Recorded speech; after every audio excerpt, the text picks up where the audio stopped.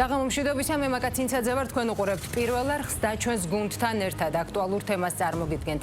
4 დღე თვითმმართველობის არჩევნებამდე დაანონსებული მშვიდობიანი დამხობა, მოლოდინი და პოლიტიკური პარტიათა გეგმები აქციის ერთ-ერთი ორგანიზატორი და ლიდერი პაატა ბურჭულაძე 4 ოქტომბრის 20 საათისთვის ხელისუფლების გადაბარების პირობას დებს. მხარდამჭერებს ტექნიკური მთავრობის ფორმირებას პირდება, თუმცა ამ დრომდე პასუხგაუცემელია შეკითხვა, თუ რა იგულისხმება მშვიდობიან დამხობაში ან როგორ ესახებათ მშვიდობიანი დამხობის ავტორებს რევოლუციური გეგმის რეალიზება.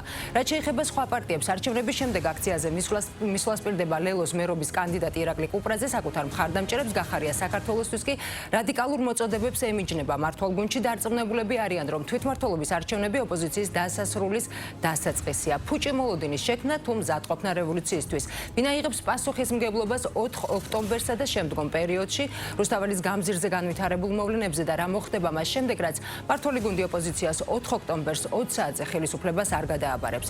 ნაციონალური მოძრაობის პოლიტიკური მდივანი გიორგი ბარამიძე უპასუხებს ჩვენ შეკითხვებს. ბატონო გიორგი, საღამომშვიდობისა. საღამომშვიდობისა. ბატონო გიორგი, ყველაზე ხშირად გეგმებზე, პროცესებზე ზოგადად გამოკვეთილი ლიდერი, თუ შეიძლება ასე ითქვას, სწორედ პაატა ბურჭულაძე საუბრობს, თუმცა სიმართლე რომ გითხრათ, გარკვეულწილად ბუნდოვანი არის ის გეგმები, რა გეგმებიც აქვს მას და შესაბამისად თქვენც სავარაუდოდ ხომ 4 ოქტომბრის აქციისთვის. პირველ რიგში მაინტერესებს, როდესაც საუბარი არის მშვიდობიან დამხობაზე, რა იგულისხმება, რა პროცესები უნდა განვითარდეს 4 ოქტომბერს რუსთაველის გამზირზე იმისთვის, რომ როგორც თქვენ დაპირდით თქვენს ამომრჩეველს და მხარდამჭერებს მოხდეს ხელისუფლების მშვიდობიანი დამხობა.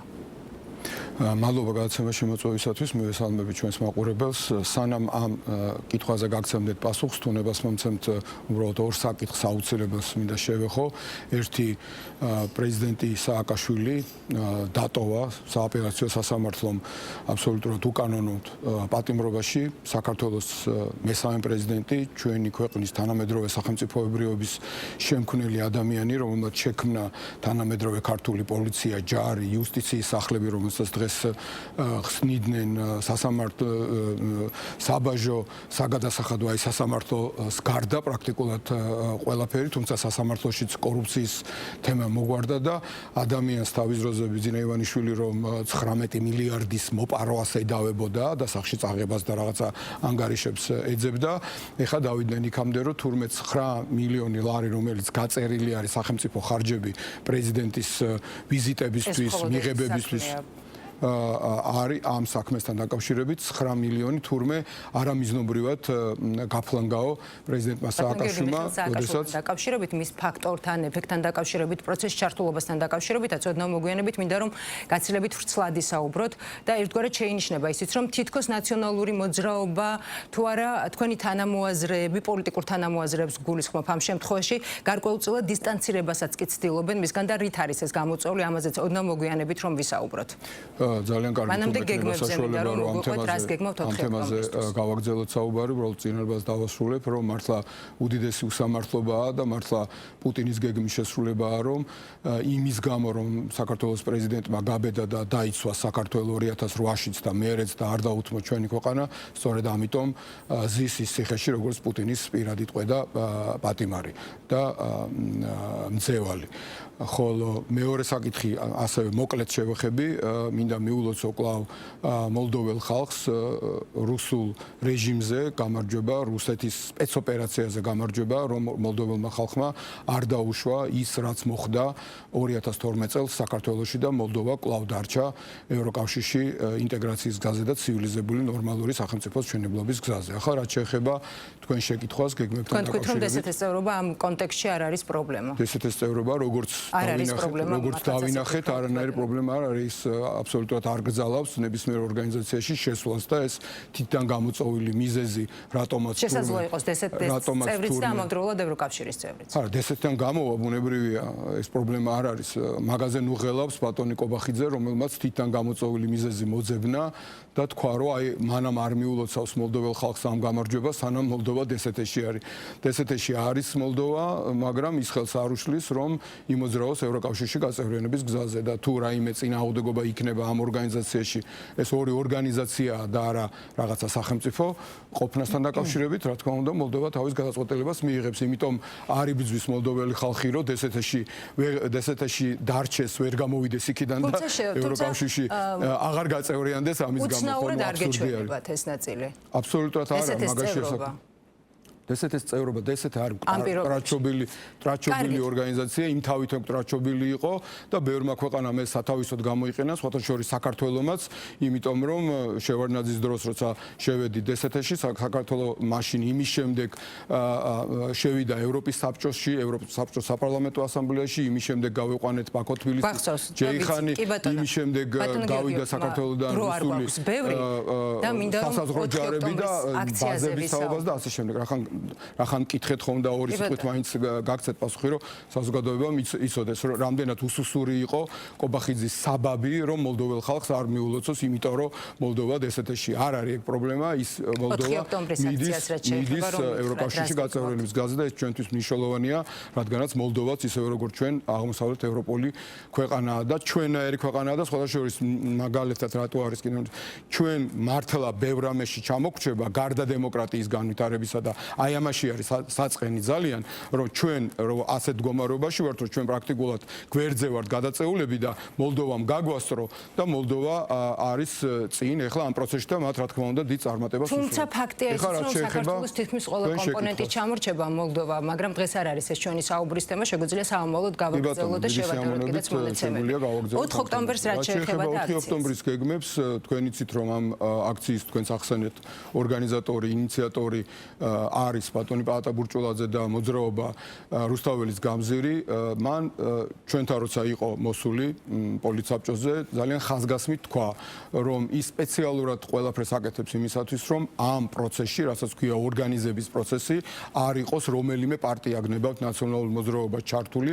მას აქვს თავისი. ანუ თქვენ პროცესებში არ ხართ ჩართული ამ შემთხვევაში, არ მიდის მოლაპარაკება თქვენსა და თუნდაც წინადება არ დავამახინჯოთ, მაგრამ ორგანიზებაში ჩართული, თორე პროცესებში როგორ არ ვარ ჩართული, თავიდან ბოლომდე ვიქნებით იქ, თავიდან ბოლომდე ვიქნებით ოჯახებით, უფროსებით, ბავშვებით და ეს იქნება ზეიმი საქართველოს მშვიდობიანი გამარჯვებისა რუსულ მეხუთე კოლონაზე, მოღალატეთა და კრიმინალთა რუსულ ბანდაზე, რომელსაც საქართველოს ხელისუფლება აქვს ხელში ჩაგდებული.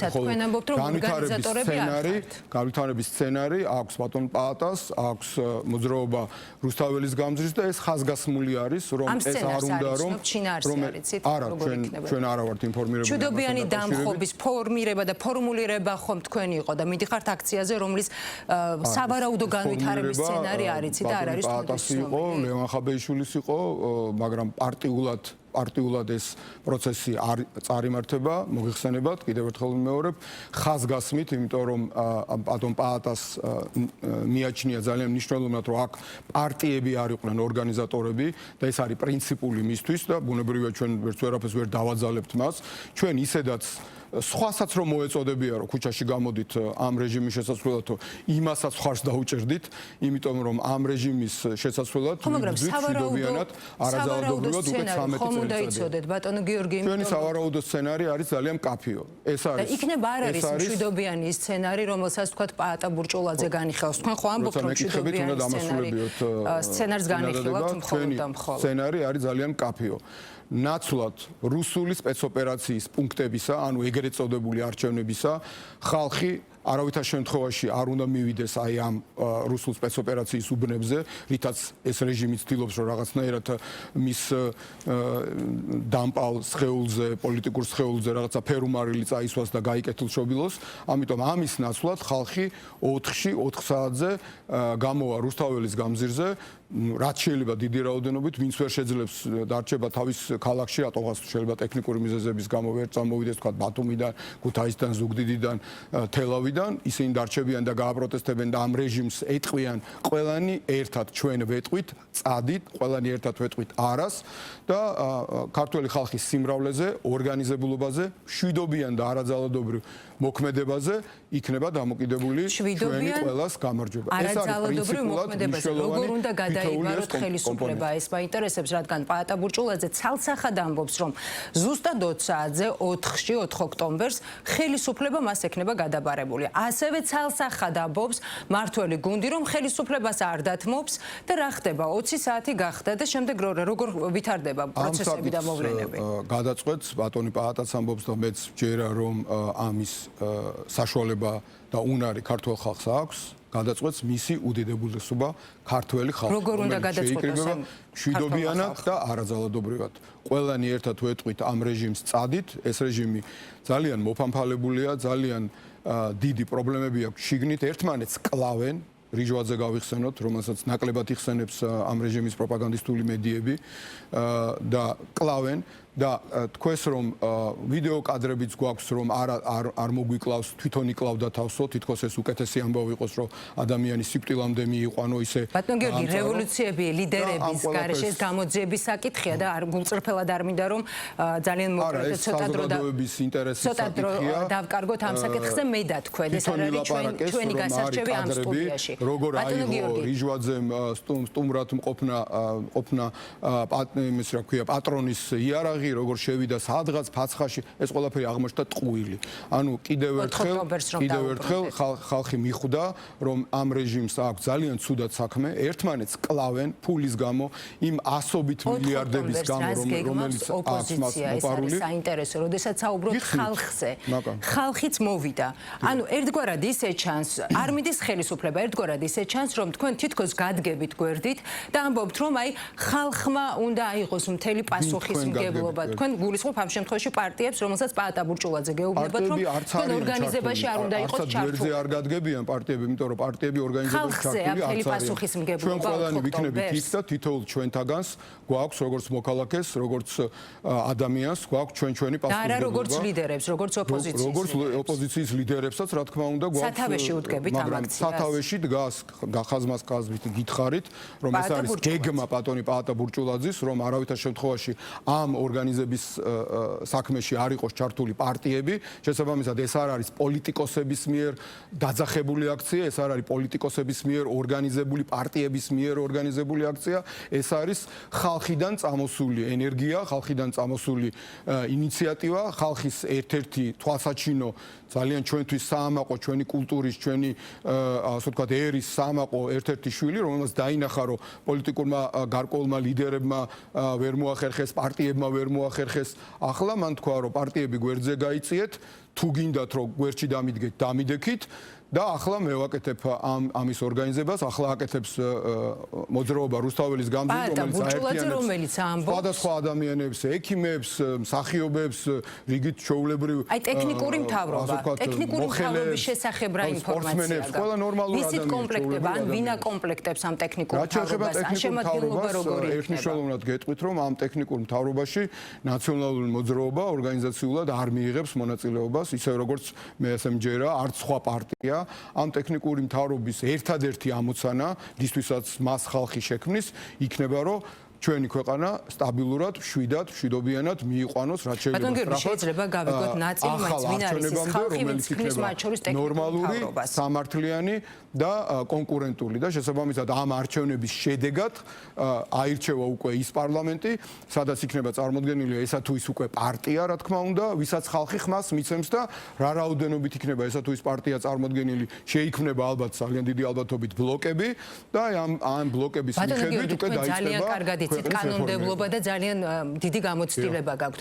ამის გათვალისწინებით მაინტერესებს, როდესაც საუბრობთ კრებსითად ხალხზე, რომ აი ხალხი შექმნის, ვინ არის ეს ხალხი, როგორ უნდა შექმნას, როგორ უნდა დააკომპლექტოს, რომელი საზოგადოება, ვინ იქნება, ან იმ საზოგადოების იმ ნაწილს, რომელიც მოდის რუსთაველის გამზირზე, სურს მხარდამჭერას უცხადებს ამ ხალხს, საინიციატივო ჯგუფი იქნება, როგორ ფორმირდება? გიხსნით, ეს არ არის, რა თქმა უნდა, ორდინალური პროცესი, ასეთი რამ საქართველოს ისტორიაში არ მომხდარა, არც სხვა ქვეყნების ისტორიაში შეიძლება მოვძებნოთ ჩვენ. არაორდინალური ამბავია, ესა აქ ჩანაფიქრი ბატონ პაატას და რუსთაველის გამზირს და ჩვენ ამაში ხარში უდგავართ, ხარს უჭერთ აბსოლუტურად. მივესალმებით იმ ტექნიკური მთავრობის შექმნის იდეასაც, სადაც კიდევ ერთხელ ვიმეორებ, ნაციონალური მოძრაობის წარმომადგენლები არ მიიღებენ მონაწილეობას, იმიტომ რომ ეს უნდა იყოს ისეთი ნეიტრალური ჯგუფი ადამიანებისა, რომელთა ამოცანა მთავარი იქნება არა რეფორმების განხორციელება ან რამე სხვა, მხოლოდ ახალი არჩევნების ჩატარება. კითხო, გითხარით, ყველასთან ცდილობს დისტანცირებას ბატონი ყველასგან თუ განსაკუთრებით ნაციონალური მოძრაობისგან პრეპერიოდსაც თუ გავიხსენებთ, მაგალითად მიხეილ სააკაშვილის პოსტერების ამბავი რაც ხდებოდა. ამ შეკითხვაზე პასუხი არის ერთმნიშვნელოვნად არა, თუ მე სხვასთან თუ მივიდა ბატონი პაატა არ ვიცი, ჩვენთან მოვიდა. ასე რომ განსაკუთრებით ნაციონალურ მოძრაობასთან რომ უნდოდეს მას დისტანცირება ჩვენთან არ მოვიდოდა და სხვასთან მივიდოდა, ხო, ამიტომ პირიქით არის.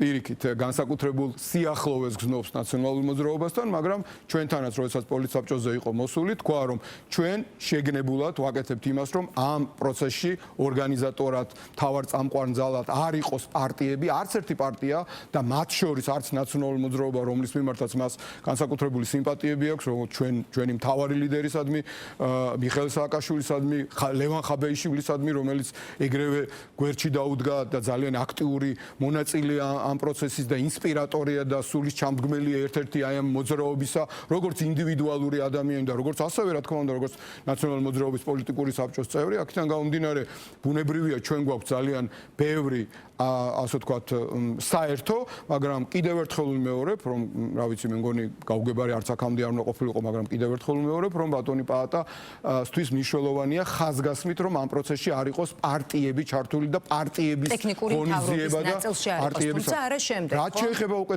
ტექნიკურ მთავრობას, სხვა შორის ამაზე ჩვენ არ გვისაუბრია მასთან, მაგრამ მე გეუბნებით როგორც ნაციონალური მოძრაობის პოლიტიკური მდივარი, რომ ნაციონალურ მოძრაობას ამგვარი გეგმები, რომ ჩვენ ტექნიკურ მთავრობაში მივიღოთ მონაწილეობა არ აქვს და ჩვენ ყველანაირად ვეცდებით, რომ ამგვარ ტექნიკურ მთავრობაში არანაირი პარტიები და პარტიული წარმომადგენლები არ იყვნენ, რატომ? იმიტომ რომ ახალ არჩევნებს, რომელსაც დანიშნავს ტექნიკური მთავრობა, კონდეს მაქსიმალური ნდობა საზოგადოების მხრიდან. აქ უფრო იქნებიან საზოგადოების წარმომადგენლები, არასამთავრობო ორგანიზაციების წარმომადგენლები, მეცნიერები, ექიმები, მსახიობები, გამოჩენილი პატიოსანი ჩვენი ქვეყნის ნამდვილი პატრიოტი ადამიანები და აი ამ ადამიანების ამოცანა იქნება მხოლოდ ერთი, რომ ქართველ ხალხს მიცეს საშუალება მივიდეს საარჩევნო უბნებზე, ოღონდ ნამდვილ არჩევნებზე და არა როგორც 4-ში არის ამ რეჟიმის მიერ დაანონსებული სპეცოპერაციაზე, ნამდვილ არჩევნებზე, თავისუფალ არჩევნებზე, არა მარტო კონკურენტულ არჩევნებზე, არამედ თავისუფალ არჩევნებზე, სადაც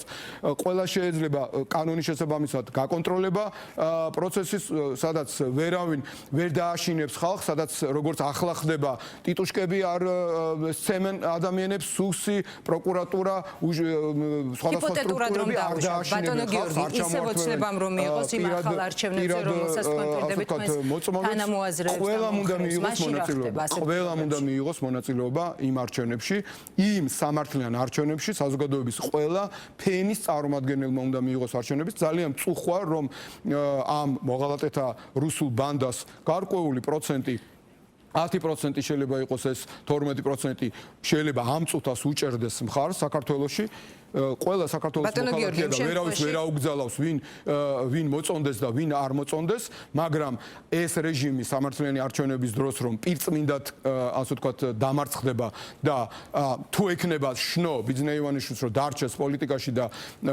იყოს ოპოზიციაში, იქნებიან ოპოზიციაში, მაგრამ ეს არ ნიშნავს რომ მოპარულ მილიარდებს არ მოიტანს უკან და ბიუჯეტში არ დააბრუნებს. თვითონ და მისი ბანდა. ეს არის სიურპრიზები, რაც არაერთხელ ითქვა ამ ტიპის მოლოდინი ეს სიურპრიზებს ხდება. ეს არის არასტანდარტული მოქმედება, რომელიც არ არის ბუნებრივია.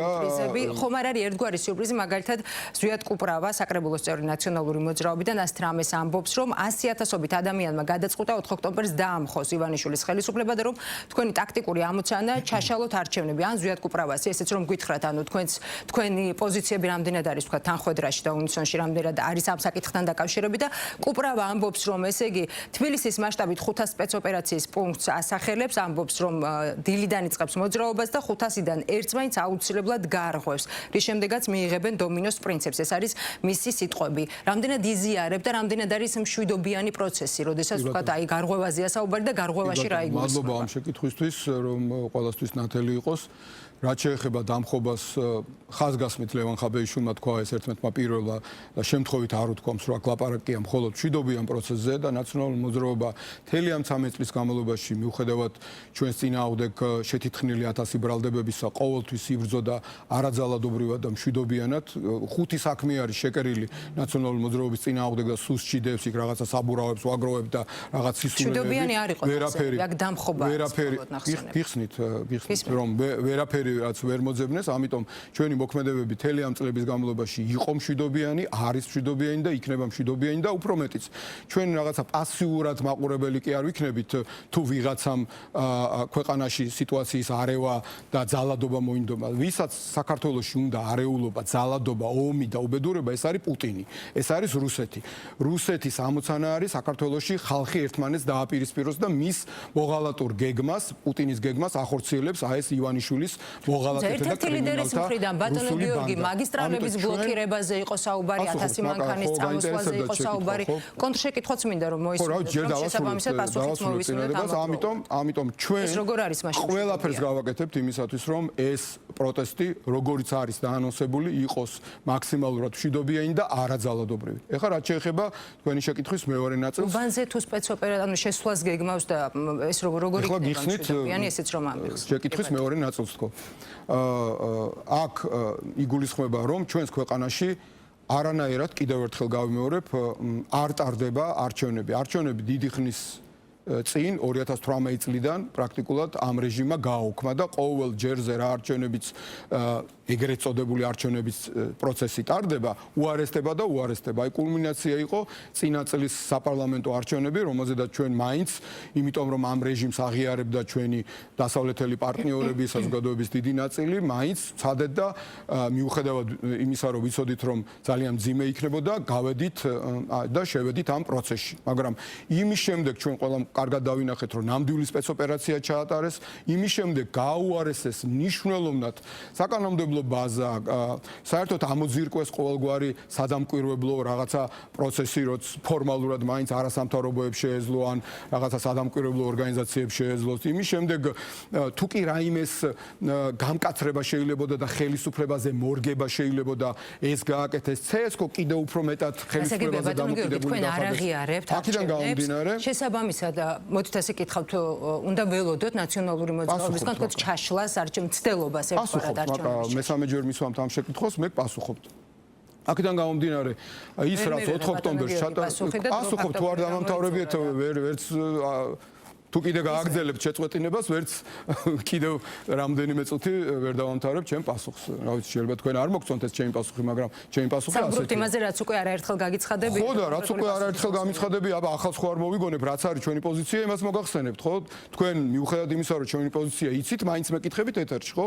მე შესაბამისად ისევ გიმეორებთ, რაც არის ჩვენი პოზიცია. არ აღიარებთ არჩევნებს და აგერ ზვიად კუპრავამ საკმაოდ საინტერესო განცხადება გააკეთა, რომ გეგმავს ვთქვათ კონკრეტულ გავიგეთ მეოთხე ჯერი მეორებთ ამას და გავიგეთ უკვე ჩვენმა მაყურებელმაც გაიგო, მეც გავიგო და მინდა ანუ ჩაშლას დავამთავრო პასუხი.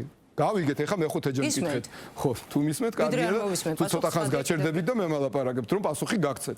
შესაბამისად, ეს პროცესი არ არის არჩევნები, ეს არის რუსული სპეცოპერაცია, ეს არის ცდელობა, რომ ამ რეჟიმმა რაღაცნაირად გააკეთილშობილოს თავისი მდგომარეობა, რომ სანქციები აიცილოს, რომ რაღაცა ლეგიტიმაციის მცდელობა კონდეს და სამარცხვინოა ყველა იმ ორგანიზაციის მცდელობა, რომ აი ამ პროცესში მიიღონ მონაწილეობა და ვინც ამაში იღებს მონაწილეობას. ამიტომ ჩვენ ამ პროცესისადმი გვაქვს დამოკიდებულება როგორც რუსული სპეცოპერაციისადმი და ყველაფერს გავაკეთებთ იმისათვის რომ მოუწოდოთ ხალხს რომ არ მივიდნენ ამ რუსულ სპეცოპერაციაში და ასევე მშვიდობიანად და არაძალადობრივად ყველაფერს გავაკეთებთ იმისათვის რომ ეს რუსული სპეცოპერაცია არ შედგეს. ეს არის რას ნიშნავს მოწოდება, ეს არის ყველაფერი ის, რაც მშვიდობიან და არაძალადობრივ ბრძოლაში არის. იხსნით, ყველაფერი, რაც კი მშვიდობიანი და არაძალადობრივი ბრძოლის ჩარჩოებში ჯდება, რაც არის მშვიდობიანი და რაც არის არაძალადობრივი, ყველაფერი არის კონსტიტუციური და ყველაფერი არის კანონიერი. და ამას ნახავთ 4 ოქტომბერს. დიახ.